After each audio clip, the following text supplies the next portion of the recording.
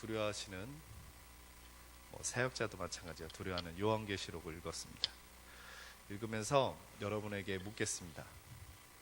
여러분 무슨 내용인지 말해 보십시오. 네. 머릿속에 잘 정리가 되십니까? 이게 굉장히 중요한 질문입니다. 여러분, 요한계시록은 서신서입니까? 아닙니까?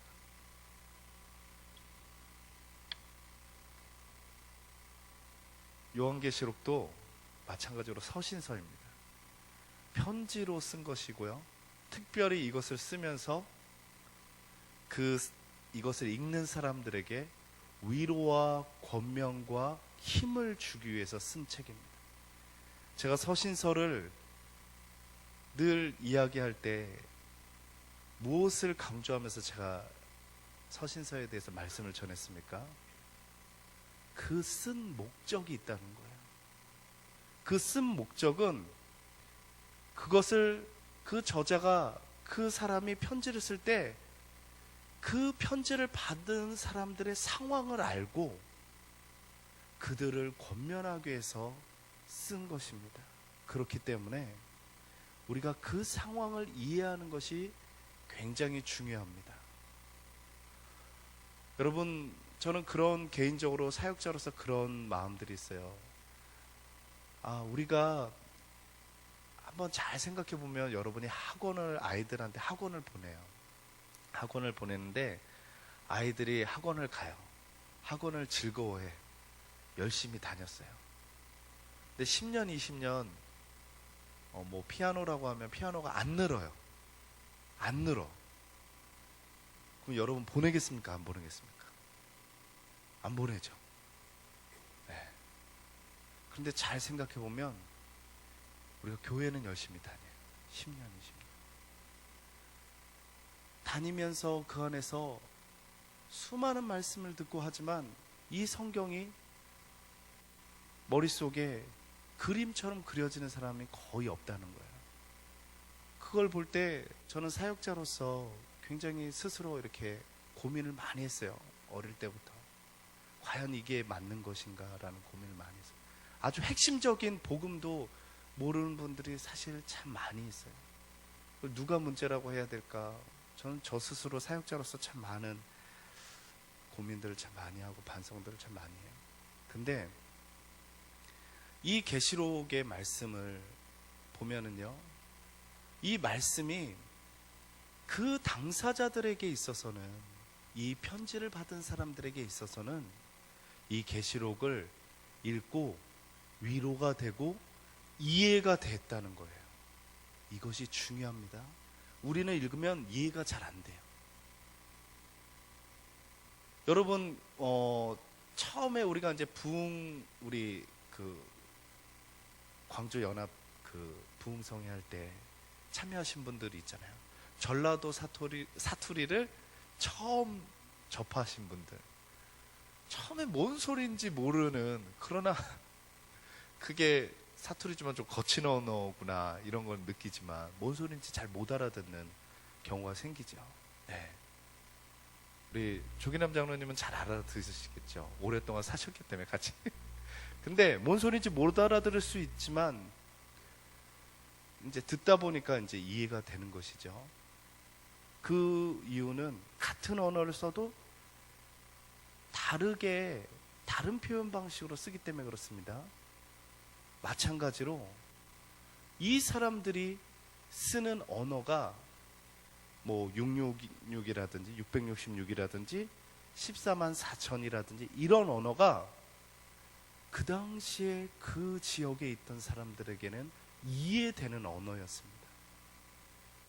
그래서 위로가 되고 그 안에 무엇을 말하고자 하는지를 포인트를 잡을 수 있게 되는 것입니다. 그러한 관점에서 우리가 이 요한계시록을 보기 원하고요. 또 하나는 뭐냐면 그렇게 쓸 수밖에 없는 환경에 놓여 있는 것입니다. 그 이유가 무엇이냐면 지금 요한이 이 요한계시록 어디서 씁니까? 반모섬에서 쓰는 것입니다. 유배된 곳에서 이 편지를 밖으로 빼내야 되는데 빼낼 수가 없는 거예요. 지금 이 계시록의 대부분이 어느 관점에 어디를 향해서 쓰냐면, 우리는 계시록이니까 계시를 받아서 그 계시에 대한 내용을 그냥 쭉 썼구나라고만 생각하는데, 그 계시를 받은 그 내용들이 있지만 그것을 쓸 때 지금 가장 중요한 것은 로마의 박해를 받는 기독교인들을 권면하고 위로하고 그들에게 힘을 주고자 하나님의 말씀을 전하는 것입니다. 그러다 보니까 지금 짐승이 누구를 가리키는가 할 때 로마 황제를 가리키거든요. 특별히 기독교를 박해하는 로마 황제들을 가리키는 것입니다. 대표적으로 기독교를 박해했던 황제가 누구냐면 바로 네로 황제예요. 근데 이 요한계시록이 쓰여질 당시의 황제는 누구냐면 도미티안 황제예요. 그런데 이 도미티안 황제가, 네로가 도미티안 황제의 별명이 뭐냐면 네로가 부활했다라는 게 별명이에요. 왜냐하면 네로 시대에 어마어마하게 기독교인들을 박해했습니다. 박해했는데 그 네로가 자기가 이제 역사적으로 할 때 뭐 확실하게 증명되진 않았지만 어느 지역이 굉장히 불이 탔어요. 어마어마하게 불이 탔습니다. 그런데 그 불탄 것을요, 이 네로가 뭐 어떤 설에 의하면 네로가 자기 시를 짓기 위해서 불을 질러서 그 감동 아래 썼다, 뭐 이런 할 동안 네로가 굉장히 광기가 있었어요. 나중에 자기 아내를 막 발로 차서 죽이고 막 그리고 나중에는 네로가 남자하고 삽니다. 남자를 거세해서 하여튼 광기 어린 그런 삶을 사는데, 이 네로가 이제 불을 이제 어쨌든 그 도시가, 세계 도시가 불을 났는데 그것을 책임을 누구에게 묻냐면 기독교인에게 물었습니다. 기독교인들이 그렇게 했다고. 그래서 어마어마한 대대적인 핍박이 나게 되었어요. 그러면서 이 네로가 자기 그 조언해주는 그 사람이 뭐라고 얘기하냐면, 당신이 신이 되어야만 이 문제를 해결할 수 있다고. 그래서 신의 전을 짓기 위해서 그렇게 불이 난 거라고. 하늘에서 불을 내린 이유가 신의 전을 짓기 위해서. 그래서 그 신이 누군가? 나라고. 그래서 네로 시대의 이후로 보면 그 왕을 황제에서 넘어서 이제 그전엔 신의 아들이었어요. 근데 이제는 신이 된 거예요. 그런데 그 대표적인 기독교를 박해했던 그 대표적인 로마 시대의 왕이 누구냐면 열왕이 있는 거예요.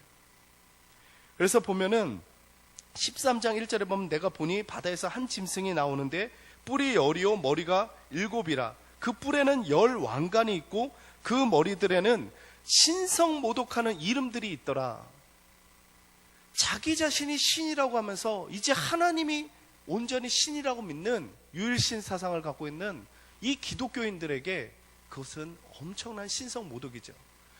그래서 어떻게 합니까? 기독교인들을 황제에 숭배하지 않기 때문에 죽여가는 거예요. 그러니까 로마가 자기의 왕권을 강화하기 위해서 황제 숭배 사상을 전 지역에 퍼뜨리게 하는데, 제일 방해가 되었던 게 무엇이냐면 처음에는 유대인들이었어요. 기독교인들은 가려져 있었으니까. 그런데 어느 순간에 보니까 기독교인들이 점차 커져가는데, 기독교인 또한 유대교처럼 황제 숭배 사상을 갖고 있는 거예요. 근데 이제 짐승의 표, 이것은 무엇이냐면 로마 황제를 따르는 사람들에겐 로마 시민권이 주어지는 것이고요, 그들을 따르지 않는 사람들에게, 황제로 숭배하지 않는 사람들에게는요, 그들은 박해를 받게 되는 것이죠. 그것을 통해서 이제 대대적인 이제 박해가 시작되는데, 우리가 이제 오늘 읽은 거에 보면은 그 황제, 그 우상 숭배하는 그 대표적인 황제가 누구냐 할 때 666이라는 거예요.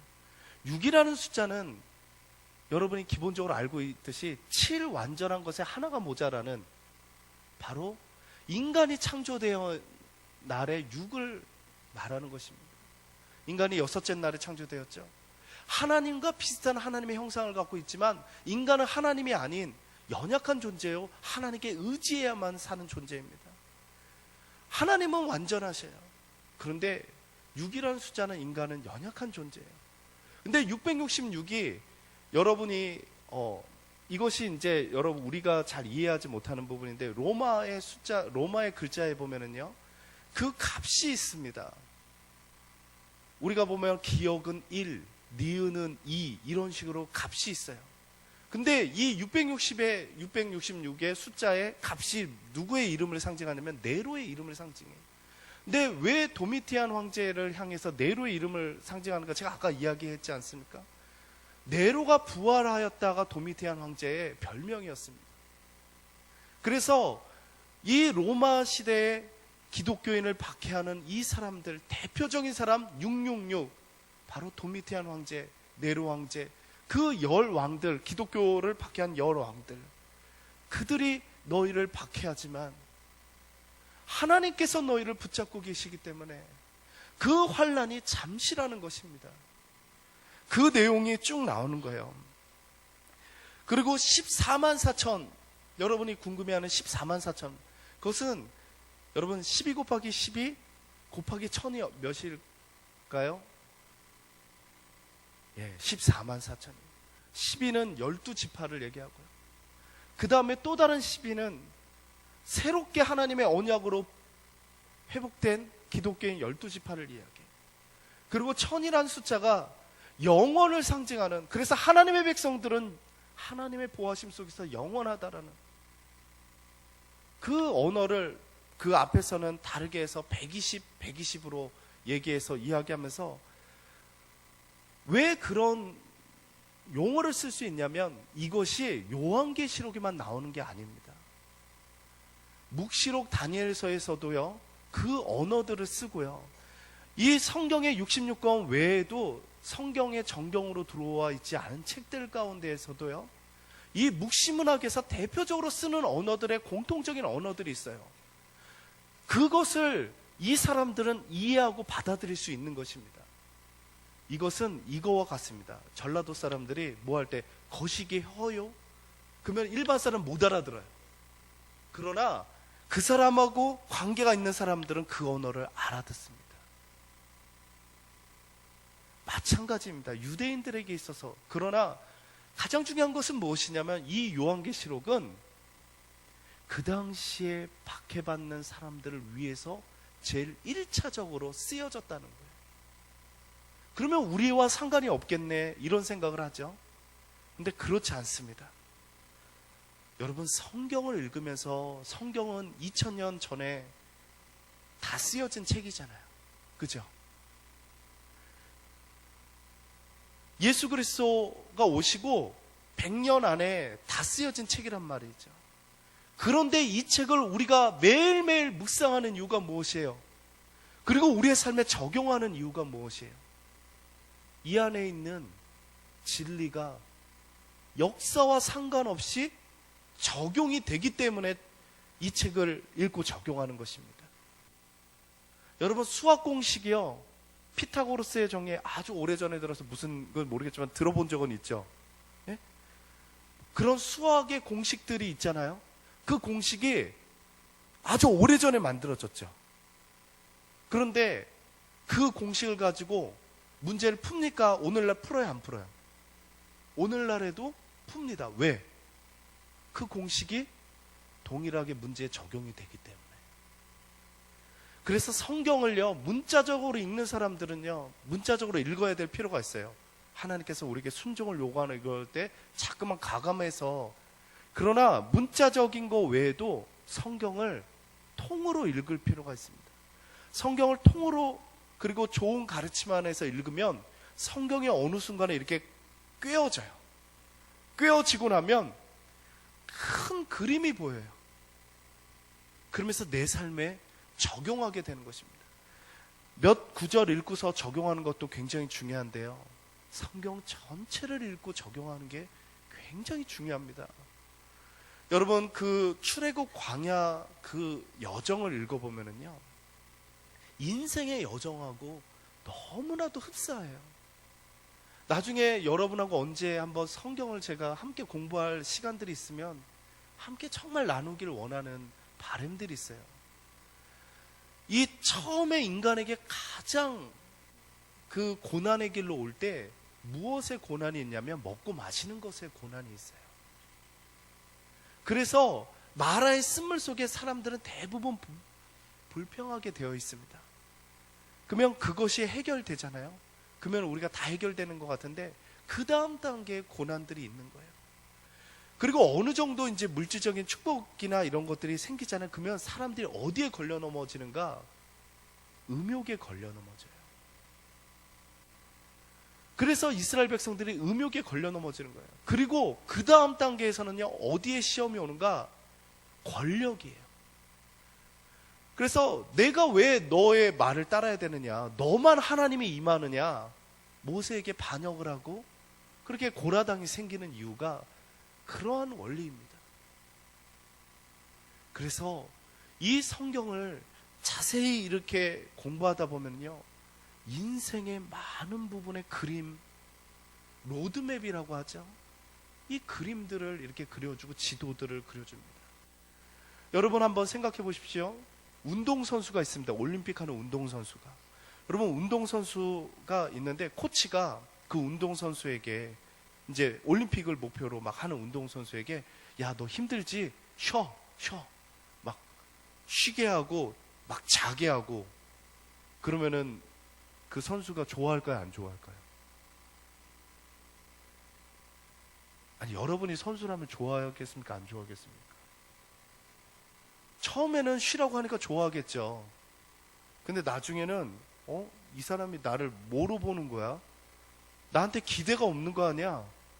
내 인생 말아먹으려고 그러는 거 아니야? 그런 마음이 들죠. 그렇습니다.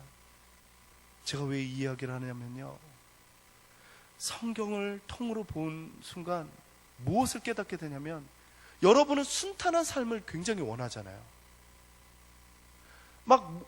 여러분, 제가 많은 분들이 간증하는 거 보면은 나는 아무것도 안 했는데 막 복이 절로 들어와. 그걸 굉장히 좋아하잖아요.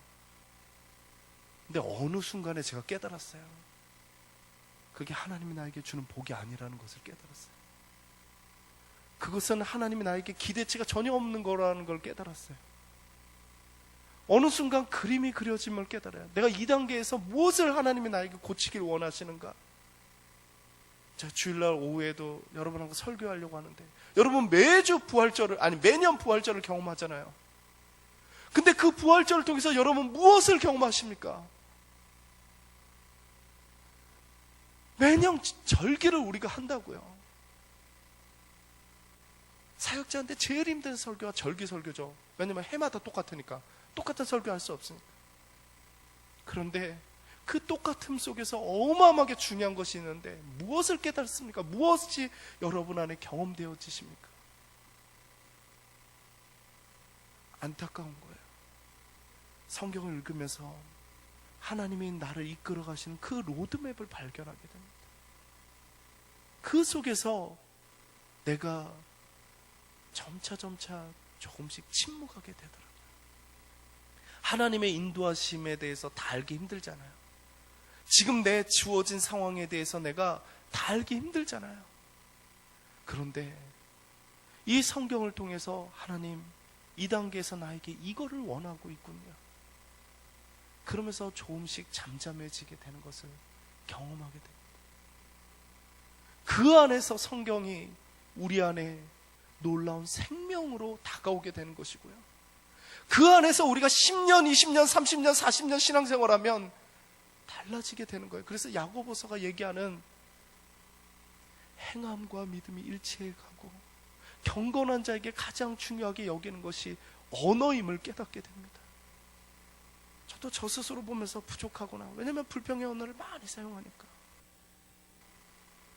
그런데 그런 훈련들을 통해서 내 입의 거듭남이 조금씩 내가 생겨가는 거구나. 그래서 신앙의 깊은 단계에 있는 사람들이 나중에 고요함을 경험하고 침묵 속에서 하나님의 언어를 듣고 마다 테레사처럼 기도를 어떤 관점에서 하는가? 하나님께 듣기 위한 관점에서 하는.